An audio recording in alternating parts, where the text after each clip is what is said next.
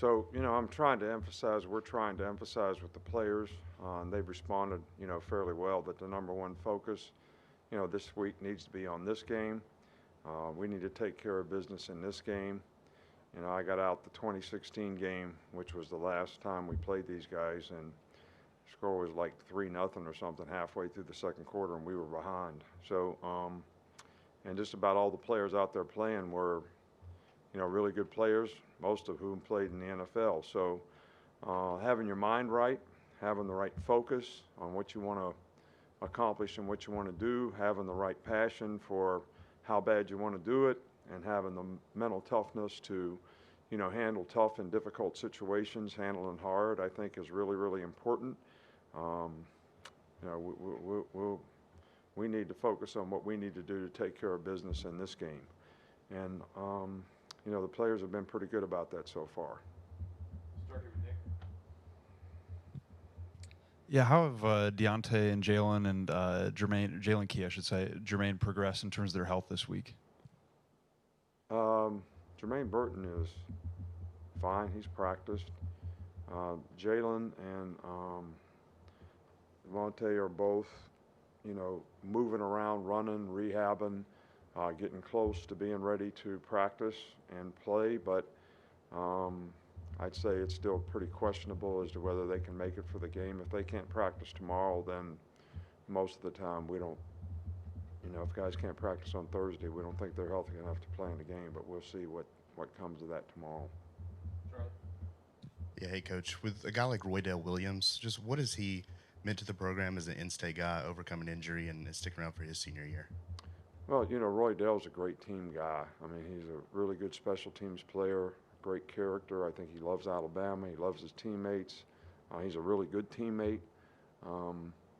Been very productive every opportunity that he's gotten, whether it's to play running back or do something on special teams, be a kickoff returner. He's always the first one to step up. He's always got a smile on his face, and I think he's a great example for guys that sort of persevere in their career and overcome obstacles and become very successful because of that, because I think that's probably one of the ingredients you need to have to be successful. Matt? Chattanooga has a couple wide receivers putting up pretty good numbers this season. What do they do that's kind of a threat in the passing game?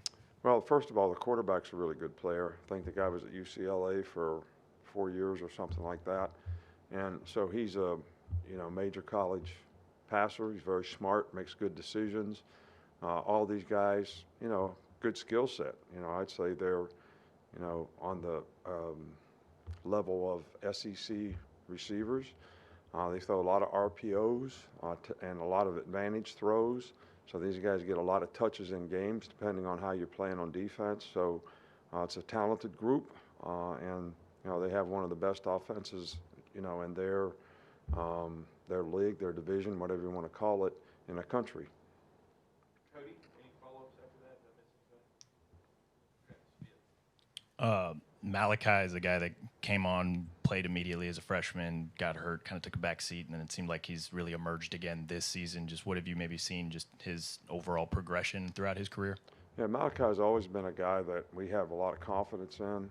We always had a lot of trust that he's a smart player, played multiple positions.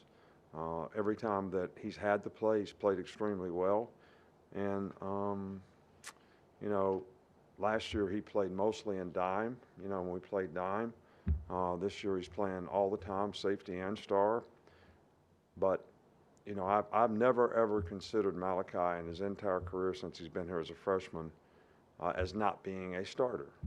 And a very good one that we could trust and rely on to go out and do a really good job for us, and he's never disappointed us. All right, Coach, that's all we got. All right, thank you all.